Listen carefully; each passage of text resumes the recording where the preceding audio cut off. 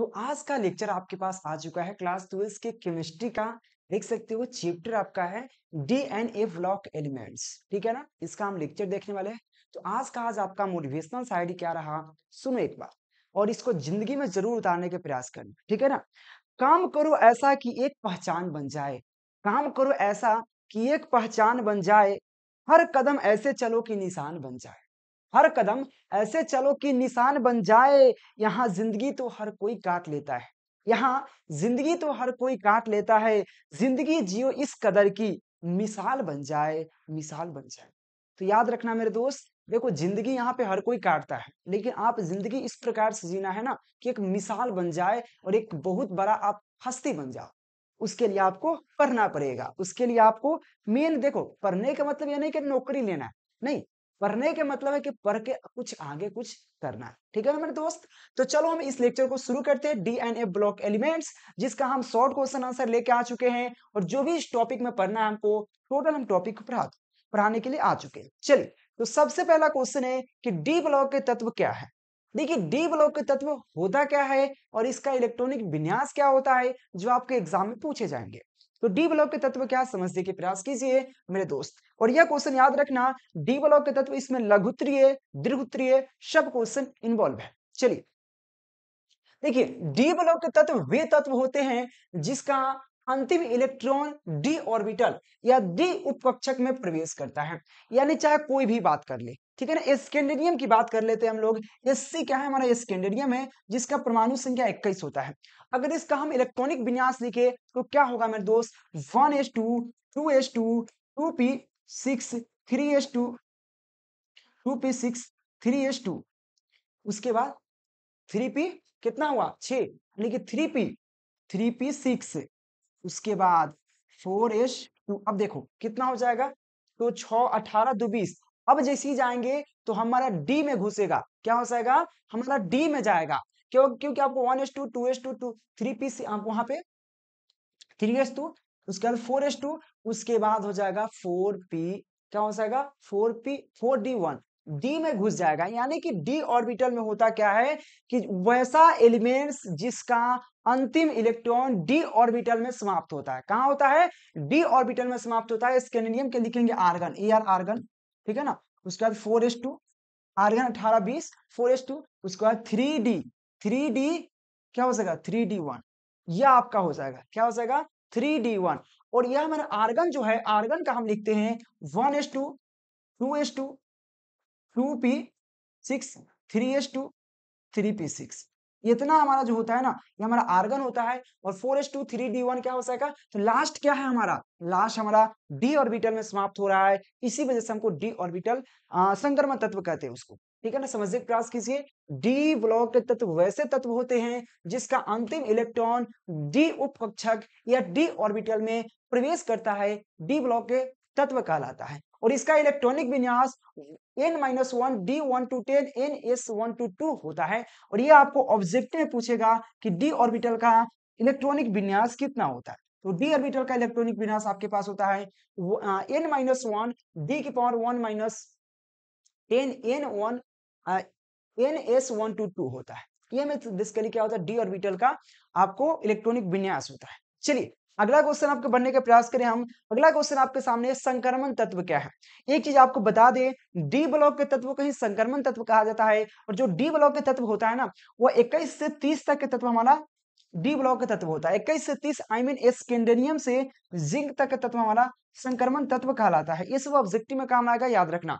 क्या, D block का तत्व यानी स्कैंडियम से जिंक तक का तत्व हमारा क्या होता है, संक्रमण तत्व कहलाते हैं। तो संक्रमण तत्व है क्या, देखिए वे तत्व जिसमें डी कक्षक आंशिक रूप से भरे हो, डी कक्षक आंशिक रूप से भरे हो यानी कि आधा भरा हो, आंशिक मतलब आधा, आंशिक रूप से भरे हो, संक्रमण तत्व कहलाती है। इसका इलेक्ट्रॉनिक विन्यास क्या होता है, क्या होता है n-1 d1 to 9, और क्या होता है ns1 to 2 होता है। क्योंकि इसमें डी ऑर्बिटल ना आंशिक रूप से भरने का मतलब है, क्योंकि डी ऑर्बिटल में टोटल इलेक्ट्रॉन कितना भर सकते हैं, तो आप बोलोगे सर 10 हम भर सकते हैं। कितने भर सकते हैं, 10।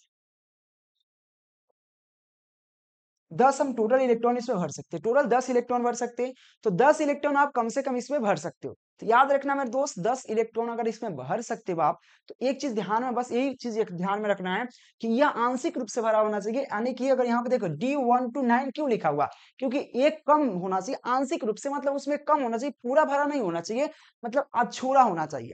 आंशिक मतलब कम होना चाहिए, 10 से कम होना चाहिए, ठीक है ना। तो याद रखना, वे तत्व जिसमें डी ऑर्बिटल आंशिक रूप से भरे हो संक्रमण तत्व कहलाता है, और इसका इलेक्ट्रॉनिक विन्यास 1 n-1 D1 to 9 होता है, क्योंकि 10 तक नहीं जाता, यह 9 तक रह जाता है, और S1 to 2 होता है, ठीक है। चलिए हाँ, नेक्स्ट क्वेश्चन देखो मेरे दोस्त, और जो भी क्वेश्चन आपके सामने है ना, इतना इंपॉर्टेंट और इतना सटीक आंसर के साथ लाया हूं ना, शायद आपको कहीं भी इतना सटीक आंसर नहीं मिलेगा, इसलिए इसका नोट्स भी आप ले सकते हो। अगला क्वेश्चन आपको, संक्रमण तत्व के गुण क्या क्या है। संक्रमण तत्व में गुण क्या क्या होता है, इसको समझने के प्रयास कीजिए। चलो सॉरी गाइज, चलिए हाँ, संक्रमण तत्व में गुण क्या क्या है, चलिए इसको देखते हैं। हमारा संक्रमण तत्व का गुण क्या क्या है, चलिए संक्रमण तत्व का गुण क्या है, प्रॉपर्टीज क्या है, तो इसमें बहुत सारा गुण है। संक्रमण तत्व के गुण ही मेन आपको इस टॉपिक में पढ़ना होता है, जो आपको 5 नंबर, 2 नंबर, 3 नंबर सभी में पूछा जाता है, चाहे ऑब्जेक्टिव। तो संक्रमण तत्व का पहला गुण है धात्विक गुण। तो धात्विक गुण क्या है, आपसे पूछेगा संक्रमण तत्व धात्विक गुण प्रदर्शित करता है, क्यों, रीजन बताइए। क्वेश्चन आपसे कैसे करेगा कि संक्रमण तत्व का धात्विक गुण क्यों प्रदर्शित करता है, चलो इसको सीखते हैं। देखिए, संक्रमण तत्व धात्विक गुण प्रदर्शित करता है क्योंकि, देखिए क्वेश्चन वही है मेरे दोस्त, समझने के प्रयास कीजिए। 1 मिनट मेरे दोस्त, थोड़ा सा,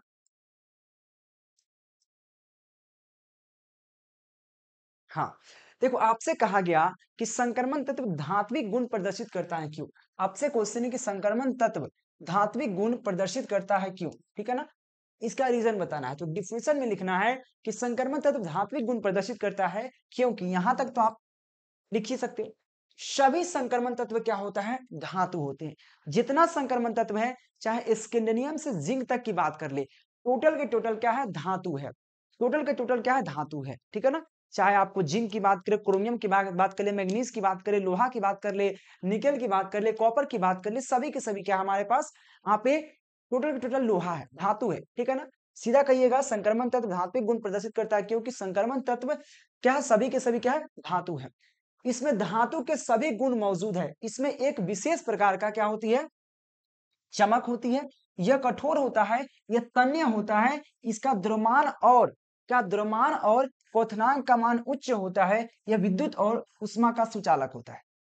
समझ में आया कि नहीं, सिंपल समझ लीजिए, संक्रमण तत्व धात्विक गुण क्यों प्रदर्शित करता है, तो संक्रमण तत्व धात्विक गुण प्रदर्शित करता है क्योंकि संक्रमण तत्व सभी के सभी धातु है, क्योंकि इसमें चमकदार होता है, यह तन्य होता है। तन्य मतलब इसको आप पीट कर इसको लंबा कर सकते हो, अतः लोहा को आप पीट पीट करके क्या करते हो, आप पतला कर सकते हो। इतना मोट लोहा रहेगा, उसको पीट पीट करके छड़ बना सकते हो, ठीक है ना।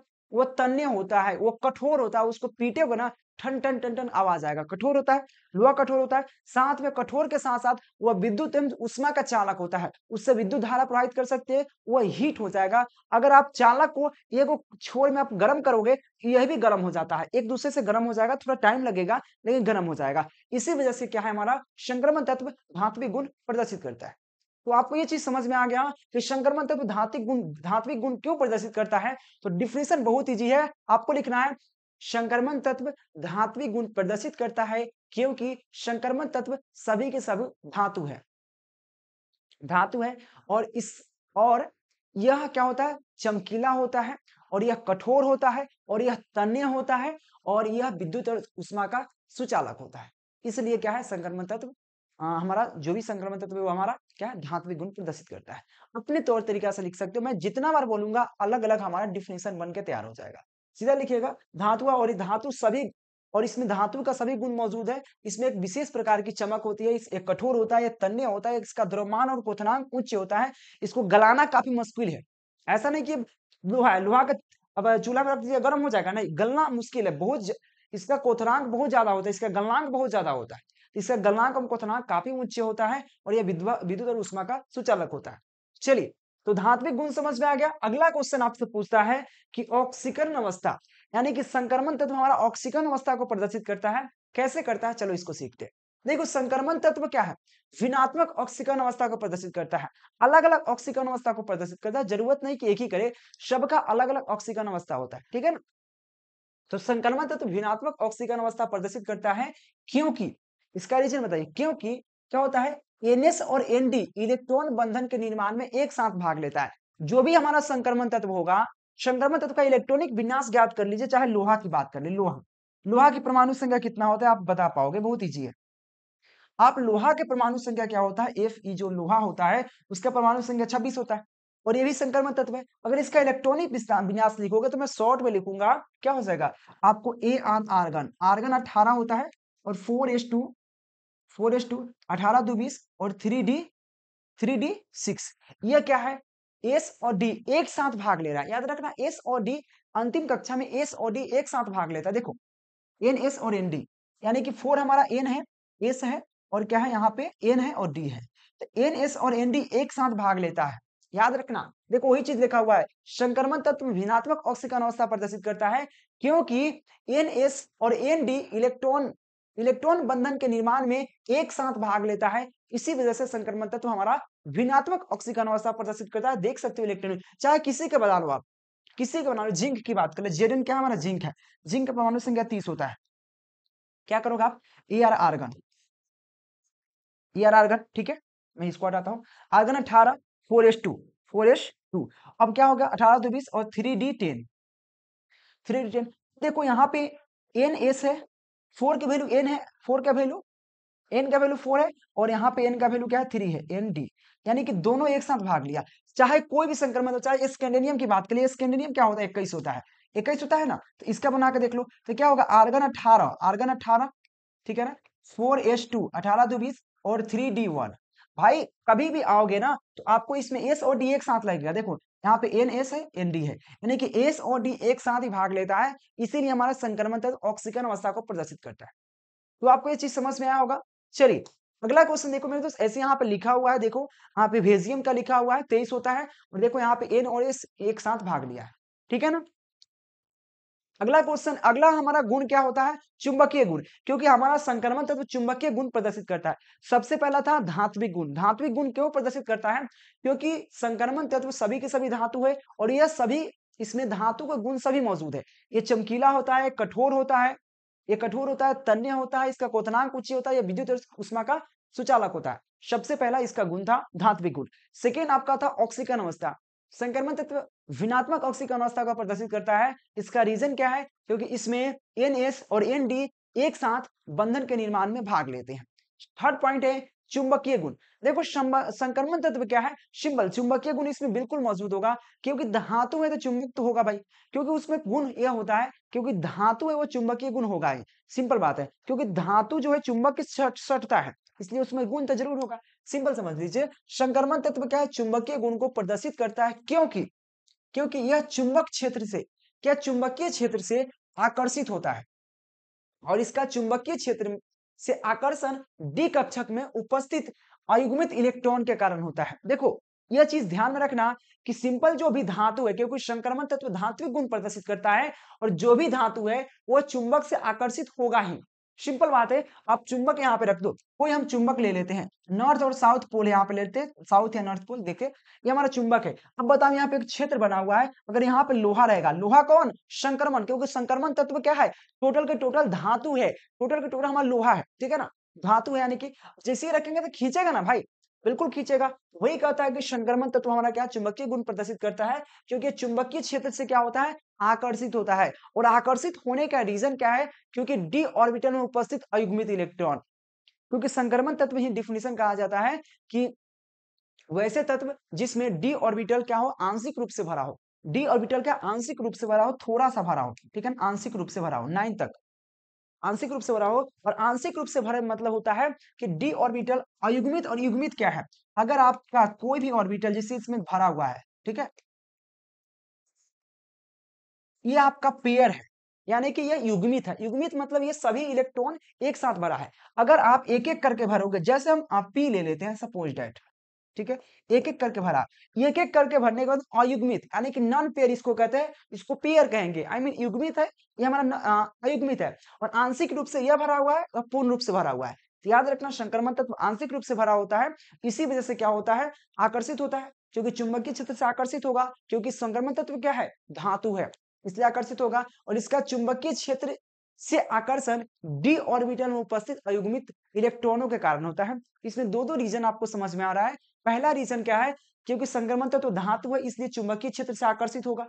सेकेंड पॉइंट इसमें आप हो सकता है कि चुंबकीय क्षेत्र से आकर्षण डी ऑर्बिटल में उपस्थित अयुग्मित इलेक्ट्रॉन के कारण ही होता है, यानी उसमें नॉन पेयर इलेक्ट्रॉन के कारण इसमें क्या होता है, आकर्षित होता है। चुंबकीय गुण समझ में आ गया, चुंबकीय गुण समझ में आ गया, धात्विक गुण समझ में आ गया, ऑक्सीकरण अवस्था समझ में आ गया। मैं फिर से एक बार रिवीजन करता हूं, संक्रमण तत्व देखो यही मेन है, संक्रमण तत्व ऑक्सीकरण अवस्था प्रदर्शित क्यों करता है, संक्रमण तत्व भिन्नात्मक ऑक्सीकरण अवस्था प्रदर्शित करता है क्योंकि उसमें NS और ND एक साथ भाग लेता है बंधन के निर्माण में। ठीक है, फर्स्ट है धात्विक गुण, धात्विक गुण क्यों प्रदर्शित करता है कि संक्रमण तत्व क्या है, धात्विक गुण प्रदर्शित करता है क्योंकि संक्रमण तत्व सभी के सभी धातु है और इसमें धातु के सभी गुण मौजूद है, जैसे कि यहाँ पे एक विशेष प्रकार की चमक होता है, ये तन्य होता है, ये कठोर होता है, ये इसमें विद्युत और ऊष्मा का सुचालक होता है और इसका गलनांक एवं क्वथनांक काफी उच्च होता है। ठीक है, अगला हमारा चुंबकीय गुण, हमारा संक्रमण तो चुंबकीय गुण प्रदर्शित करता है क्योंकि ये चुंबकीय क्षेत्र में आकर्षित होता है, क्या होता है, आकर्षित होता है, तथा संक्रमण तत्व क्या कहा, संक्रमण तत्व में अयुग्मित इलेक्ट्रॉन के कारण चुंबकीय क्षेत्र में हमारा आकर्षित होता है। ठीक है ना, दो रीजन हो सकता है कि चुंबकीय क्षेत्र में आकर्षित डी ऑर्बिटल में उपस्थित अयुग्मित इलेक्ट्रॉन के कारण होता है। हमारा नेक्स्ट इसका पॉइंट क्या है, हमारे पास नेक्स्ट पॉइंट है यहाँ पे उत्प्रेरक गुण। देखिए उत्प्रेरक गुण क्या है, समझने का प्रयास कीजिए, उत्प्रेरक गुण है क्या, इसको भी हमको समझना चाहिए कि उत्प्रेरक गुण है क्या, समझिए। उत्प्रेरक गुण की बात करें तो संक्रमण तत्व उत्प्रेरक का कार्य करता है, क्या करता है, उत्प्रेरक का कार्य करता है, यह रासायनिक अभिक्रियाओं को बढ़ा भी सकता है घटा भी सकता है। देखिए उत्प्रेरक एक ऐसी वस्तु है जो रासायनिक अभिक्रिया को बढ़ा या घटा सकता है, दोनों काम कर सकता है, अगर ठीक है तो बढ़ा देगा, अगर खराब है तो घटा देगा, यानी कि बहुत काम कर सकता है। ठीक है, तो आप सिंपल समझिए कि संक्रमण तत्व उत्प्रेरण का कार्य करता है क्योंकि यह रासायनिक अभिक्रियाओं को बढ़ा या घटा सकता है। ठीक है ना, धनात्मक उत्प्रेरक रासायनिक अभिक्रिया को बढ़ा सकता है और ऋणात्मक उत्प्रेरक रासायनिक अभिक्रिया को घटा सकता है। देखो इसमें रीजन कुछ नहीं है, क्योंकि उत्प्रेरक जो होता है संक्रमण तत्व होता है क्योंकि हमारा रासायनिक अभिक्रियाओं के बढ़ा या घटा सकता है और धनात्मक उत्प्रेरक रासायनिक अभिक्रिया को बढ़ा सकता है, धनात्मक उत्प्रेरक रासायनिक अभिक्रिया को बढ़ा सकता है और ऋणात्मक उत्प्रेरक रासायनिक अभिक्रिया को घटा सकता है। ठीक है, याद रखना इस चीज को जरूर। अगला हमारा टॉपिक इसी का आता क्या है, देखो पांचवा पॉइंट है यहाँ हमारे, पांचवा पॉइंट इसी का पांचवा पॉइंट है संकुल यौगिक का निर्माण। संक्रमण तत्व संकुल यौगिक का निर्माण, सभी गुण पढ़ रहे हैं, अभी गुण सिर्फ संक्रमण तत्व के गुण पढ़ रहे हैं, अभी इसमें टॉपिक दूसर के पॉइंट पढ़ रहे हैं, दूसर के पॉइंट, और दूसर के में आपको 5 पॉइंट पढ़ना है, अभी आगे पढ़ना है। फिर संक्रमण तत्व संकुल यौगिक का निर्माण करता है क्यों, बताइए, संक्रमण तत्व संकुल यौगिक का निर्माण करता है क्यों मेरे दोस्त, यही क्वेश्चन कहा गया है, संकुल यौगिक का निर्माण, संक्रमण तत्व संकुल यौगिक का निर्माण करता है क्योंकि, देखो रीजन वाला प्रश्न बहुत इजी होता है, संक्रमण तत्व संकुल यौगिक का निर्माण करता है क्योंकि, एक लाइन तो हमारा क्वेश्चन में हो गया है कि नहीं, क्योंकि इसमें क्या होता है, इसमें डी कक्षक आंशिक रूप से भरे होते हैं, क्योंकि संक्रमण तत्व में डी कक्षक जो होता है, डी ऑर्बिटल जो होता है, डी उप कक्षक जो होता है, आंशिक रूप से भरे होते हैं। मैंने पढ़ाया आपको जस्ट कि संक्रमण तत्व क्या है, जिसमें डी ऑर्बिटल क्या होता है, आंशिक रूप से भरे हो, संक्रमण तत्व कहलाते हैं। तो क्या है, हमारा संकुल यौगिक का निर्माण क्यों करता है, तो संक्रमण तत्व संकुल यौगिक का निर्माण करता है क्योंकि इसमें डी ऑर्बिटल आंशिक रूप से भरे होते हैं, जिसमें लिगेंड के द्वारा, अब लिगेंड क्या है, तो लिगेंड आपको नेक्स्ट चैप्टर में पढ़ाया जाएगा जब उपसंयोजक यौगिक, जब कोई आपको कोऑर्डिनेशन कंपाउंड दिया जाए, मैं थोड़ा सा लिगेंड बता देता हूं, समझिए क्या होता है।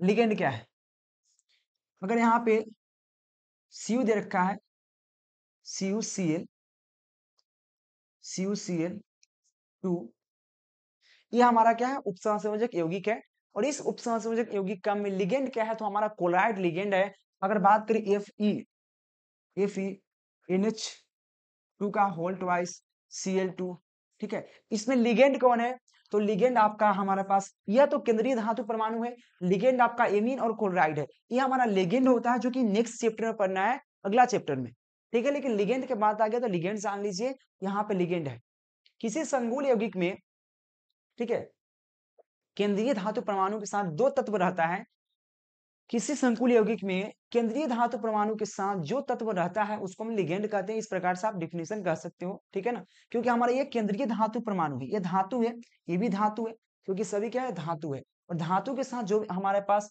यहाँ पे रखा गया है वो हमारा क्या लिगेंड होता है। आगे हम अगला चैप्टर में पढ़ेंगे इसको। चलिए समझिए, संकुल यौगिक का निर्माण करता है क्योंकि इसमें डी ऑर्बिटल आंशिक रूप से भरा होता है, जिसमें जिसमें लिगेंड के द्वारा इलेक्ट्रॉन क्या होता है, इलेक्ट्रॉन युग्म प्रदान की जाती है, जिसमें क्या होता है, लिगेंड के द्वारा इलेक्ट्रॉन युग्म प्रदान की जाती है, जिसके कारण यह संकुल यौगिक का निर्माण करता है। बस इसमें एक नया चीज जुड़ गया, लिगेंड।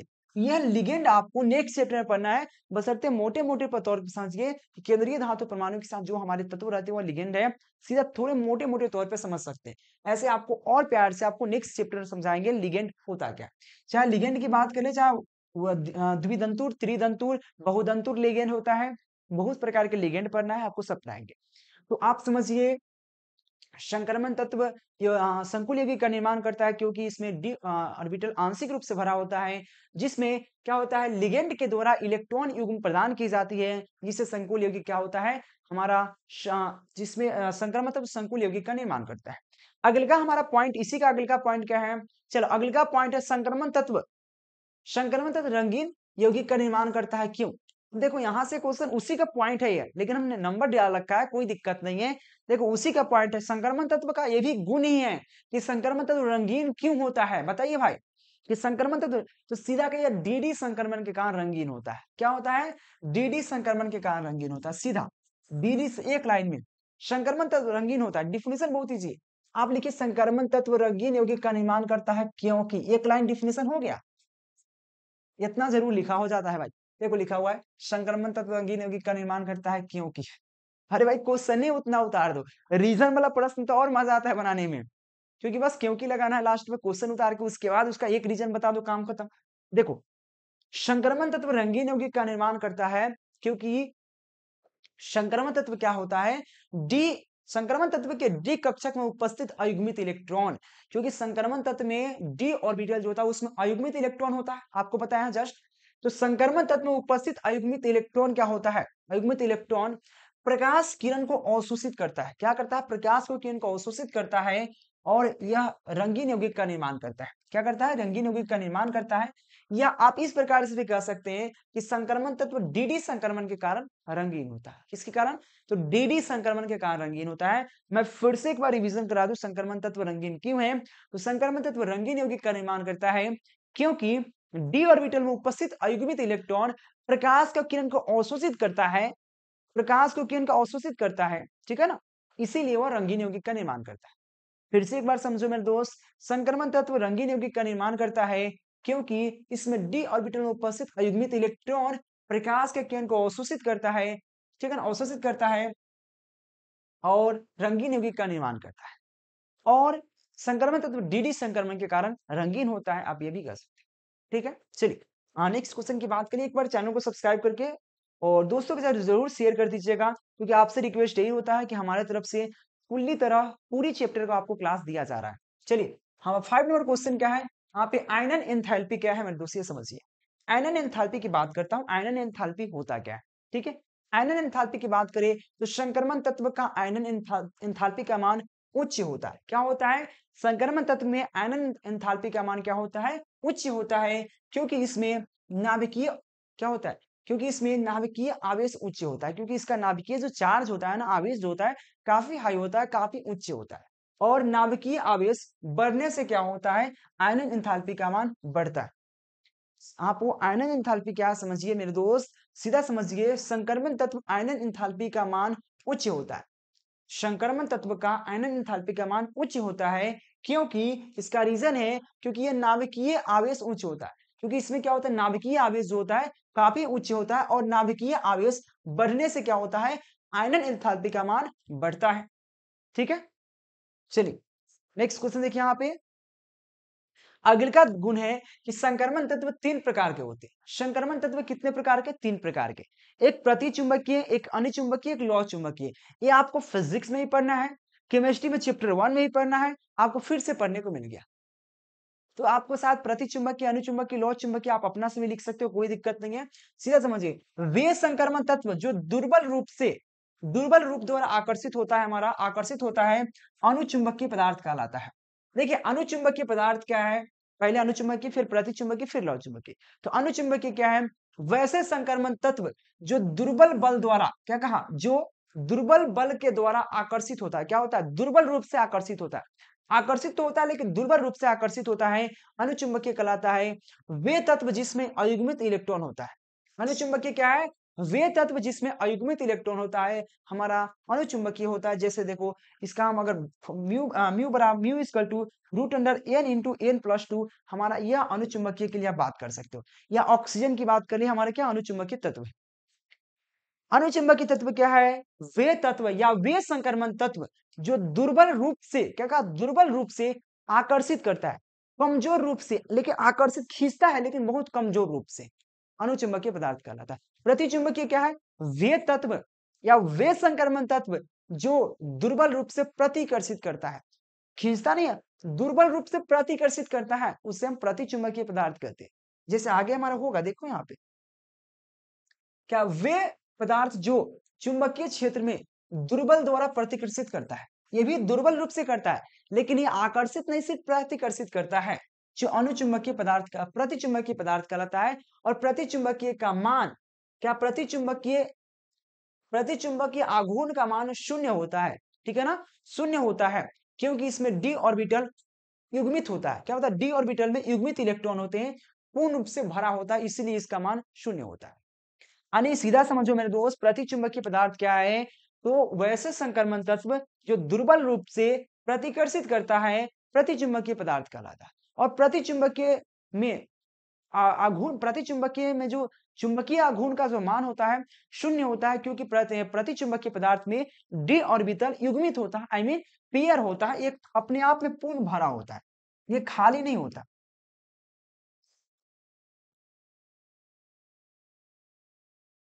ये पेयर होता है, अपने आप में पूर्ण होता है, इसलिए इसका मान शून्य होता है। और लौह चुंबकीय पदार्थ क्या है? वैसे संक्रमण तत्व जिसमें क्या होता है? प्रबल रूप से आकर्षित करता है। आकर्षित तो करता है लेकिन प्रबल रूप से, दुर्बल रूप से ना, प्रबल रूप से। देखो, वे संक्रमण तत्व जो चुंबकीय क्षेत्र में अति प्रबल द्वारा, यानी कि अति प्रबल रूप में क्या करता है? आकर्षित करता है, लौह चुंबकीय पदार्थ कहलाता है, जैसे कि लोहा, ठीक है ना, कोबाल्ट, निकेल, ये सब क्या है हमारा? तो आपको लौह चुंबकीय पदार्थ है। ये सब ऑलरेडी पढ़ा चुके हैं, शायद इसमें पढ़ाने की हमको जरूरत भी नहीं था, क्योंकि केमिस्ट्री के चैप्टर 1 में, फिर आपको फिजिक्स में पढ़ना है इसको, चैप्टर 5 में आपको ये कितना बार पढ़ा चुके हैं। चलिए नेक्स्ट क्वेश्चन है कि यहाँ पे लेंथेनाइट या 4F श्रेणी क्या है? देखो, आपको 5F श्रेणी और 4F श्रेणी ये पढ़ना बहुत जरूरी है, क्योंकि चैप्टर का नाम है D and F block elements. Chapter का नाम है D and F block elements, A block के तत्व, डी तथा ए ब्लॉक के तत्व, ठीक है ना, ए ब्लॉक के तत्व, ये हमारा चैप्टर का नाम है। तो डी ब्लॉक आप शायद पढ़ लिए, अब ए ब्लॉक पढ़ने का शुरू करेंगे। तो हमारा 4F श्रेणी क्या है? ए ब्लॉक का, ए ब्लॉक में 2 श्रेणी होता है, 4F श्रेणी, 5F श्रेणी। 4F को हम लेंथेनाइट कहते हैं, 5F को हम एक्टेनोइट कहते हैं। तो 5F श्रेणी क्या है? सीधा समझिए, यह अति क्या, यह अतिरिक्त संक्रमण तत्व के प्रथम श्रेणी है। यह अतिरिक्त संक्रमण तत्व है, क्योंकि संक्रमण तत्व आपको डी ऑर्बिटल है, लेकिन उसका आपको अतिरिक्त संक्रमण तत्व की बात कर रहा है, कुछ और अतिरिक्त है क्या? यह अतिरिक्त संक्रमण तत्व के प्रथम श्रेणी है। इस श्रेणी का अंतिम इलेक्ट्रॉन क्या करता है? 4F में, 4F सबसेल में प्रवेश करता है, या 4F ऑर्बिटल होता है, 4F उपकक्षक होता है, जिसमें यह प्रवेश करता है, ठीक है ना, प्रवेश करता है। और इसका इलेक्ट्रॉनिक विन्यास जो होता है XE, मतलब क्या है? XE आपको समझ रहे हैं ना, हेक्सोन, ठीक है ना, एक्स ई 4F0, 0 से 14, क्योंकि आपको एफ में आपको पता है कितने इलेक्ट्रॉन रख सकते हैं। और D1 to 10 और 4S1 to 2 होता है, इसका इलेक्ट्रॉनिक विन्यास होता है 4F श्रेणी का, ठीक है। तो 4F श्रेणी क्या है आपका? तो 4F श्रेणी वैसे श्रेणी है, या सीधा समझ सकते हैं कि संक्रमण तत्व का यह अतिरिक्त श्रेणी है, जिसका अंतिम इलेक्ट्रॉन 4F में प्रवेश करता है हमारा लेंथेनाइट कहलाता है या 4f श्रेणी कहलाता है, जिसका इलेक्ट्रॉनिक विन्यास XC4 0 से 15, 0 से 14, 5D1 to 10 और 6S1 to 2 होता है। ठीक है, और 5f श्रेणी भी सिंपल होगा, बस इसमें क्या है, कुछ नहीं। जिसे एक्टिनाइट है, इसको 5f श्रेणी कहते हैं। यह अंतिम संक्रमण तत्व है। क्या यह अंतिम संक्रमण तत्व है, जिसमें इस श्रेणी का अंतिम इलेक्ट्रॉन क्या होता है, 5f में प्रवेश करता है। किसमें, 5f सब सेल में प्रवेश करता है या कक्षक में प्रवेश करता है। और इसका इलेक्ट्रॉनिक विन्यास क्या होता है, सिंपल है कि यहाँ पे Rn 5f 0 से 14, क्योंकि f ऑर्बिटल में 14 इलेक्ट्रॉन रख सकते हैं। 6 यहाँ पे 6D0 से 1 और 7S1 to 2 होता है। ठीक है ना, यह जरूर इलेक्ट्रॉनिक विन्यास याद रखिएगा ताकि आपको आगे भी काम आए। चलिए नेक्स्ट क्वेश्चन देखिए यहाँ पे। अगला क्वेश्चन आपके सामने, लेंथेनाइट और एक्टिनाइट तत्व का समानता क्या है। देखिए लेंथेनाइट और एक्टिनाइट में सामान्यता क्या है, इसको समझिए पहले कि लेंथेनाइट और एक्टिनाइट में सामान्यता क्या है, उसको समझ लेते हैं मेरे दोस्त। दोनों में सामान्यता क्या है, इसको समझिए। देखिए दोनों श्रेणी तत्व का समान ऑक्सीकरण अवस्था +3 होता है। यानी कि चाहे लेंथेनाइट की बात करें चाहे एक्टिनाइट, लेंथेनाइट हमारा 4f होता है, एक्टिनाइट हमारा 5f होता है। ठीक है, इसको ध्यान रखना, लेंथेनाइट और एक्टिनाइट। लेंथेनाइट हमारा 4f और एक्टिनाइट हमारा 5f। तो लेंथेनाइट और एक्टिनाइट की बात करें चाहे 4f या 5f की बात करें, उसका ऑक्सीकरण अवस्था +3 होता है। दोनों का ऑक्सीकरण अवस्था क्या होता है, +3 होता है। पहले समानता तो यह है। दूसरा का क्या है, दोनों श्रेणी का तत्व विद्युत धनात्मक तथा अति सक्रिय होता है।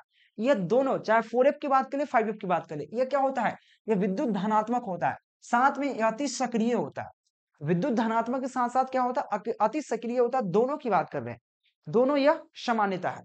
थर्ड पॉइंट क्या है, दोनों श्रेणी की बात कर रहा हूं, चाहे 4f की चाहे 5f की, दोनों श्रेणी का तत्व अनुचुंबकीय प्रदर्शित करता है। अनुचुंबकीय इसलिए क्योंकि इसमें अयुग्मित इलेक्ट्रॉन होते हैं, यह पूर्ण नहीं होता, यह अयुग्मित इलेक्ट्रॉन होता है, इसीलिए हमारा अनुचुंबकीय। क्योंकि अनुचुंबकीय वही प्रदर्शित करता है जिसमें अयुग्मित इलेक्ट्रॉन होता है।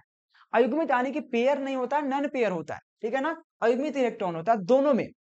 4 नंबर आपको पॉइंट यह है कि दोनों श्रेणी के तत्व परमाणु संख्या बढ़ने के साथ संकुचन होता है। चाहे 4f की बात करें चाहे 5f की, अगर दोनों का परमाणु संख्या बढ़ता जाएगा, अगर परमाणु संख्या बढ़ेगा तो संकुचन बढ़ता जाएगा, यानी कि संकुचन उसका भी बढ़ता जाएगा। ये दोनों में आपकी समानता आपको नजर आता है। ठीक है ना, चलिए आगे बढ़ने की प्रयास करें हमारे दोस्त। अगला पॉइंट आपके पास क्या है, लेंथेनाइट श्रेणी का गुण क्या है। देखिए लेंथेनाइट तत्व जो हमारा है उसके गुण क्या है, सबसे पहले समझिए। तो देखिए लेंथेनाइट तत्व को हम लोग 4f श्रेणी कहते हैं, आपको शायद पता ही होगा, क्योंकि हम इस तत्व को इलेक्ट्रॉन 4f में प्रवेश करता है, क्योंकि हमको 4f श्रेणी को ही लेंथेनाइट तत्व कहते हैं। ठीक है ना, तो सबसे पहला गुण क्या है कि लेंथेनाइट श्रेणी का जो भी तत्व है हमारा 4f सब सेल में प्रवेश करता है। सेकेंड पॉइंट क्या है, इसका उच्चतम ऑक्सीकरण अवस्था +4 होता है। उच्चतम, लेकिन सामान्य ऑक्सीकरण अवस्था +3 होता है। सामान्य ऑक्सीकरण अवस्था +3, लेकिन उच्चतम ऑक्सीकरण अवस्था क्या होता है, +4 होता है। ठीक है ना, लेंथेनाइट का। और यहाँ पे समझिए थ्री नंबर क्या है, थर्ड नंबर पॉइंट क्या कहता है, 4f सबसेल का बंधन ऊर्जा अधिक होता है। जो 4f सबसेल है उसका बंधन ऊर्जा काफी अधिक होता है। ठीक है ना, और 4 नंबर पॉइंट क्या है, यह तत्व कम रेडियो सक्रिय होता है, थोड़ा सा कम रेडियो सक्रिय होता है। अगला पॉइंट इसी का देखो मेरे दोस्त, अगला पॉइंट है, अगला हमारा क्या है, एक्टेनवाइट श्रेणी क्या है, एक्टेनवाइट का सदस्य क्या है मेरे दोस्त, इसकी बात कर रहा हूं। समझिए यहाँ पे एक्टेनाइट श्रेणी क्या है। देखो एक्टेनाइट श्रेणी वह है जो 5f में प्रवेश करता है। एक्टेनाइट का जो भी हमारा इलेक्ट्रॉन है वो 5f जो सबसेल होता है, ऑर्बिटल होता है, उसमें आपका प्रवेश करता है। सबसे पहला पॉइंट यही होगा, इस तत्व का इलेक्ट्रॉन 5f सबसेल में प्रवेश करता है। और सेकेंड पॉइंट क्या है, इसका उच्चतम ऑक्सीकरण अवस्था +1 होता है। इसका सामान्य अवस्था जो होता है +3 होता है। 5f का भी सामान्य ऑक्सीकरण अवस्था +3 होता है, लेकिन इसका उच्चतम ऑक्सीकरण अवस्था क्या होता है, अब 1 होता है। ठीक है ना, +1 होता है। और थर्ड पॉइंट क्या है, 5f सबसेल का बंधन ऊर्जा कम होता है। क्या होता है, बंधन ऊर्जा कम होता है, लेकिन 4f सबसेल का बंधन ऊर्जा अधिक होता है। आपको फोर्थ पॉइंट का, यह तत्व रेडियो सक्रिय होता है, क्योंकि आपको 4f जो होता है कम रेडियो सक्रिय होता है, लेकिन 5f क्या होता है, अधिक रेडियो सक्रिय होता है। मैं थोड़ा फास्ट बोल रहा हूं, लेकिन इस पर ध्यान जरूर देने की आपको आवश्यकता है।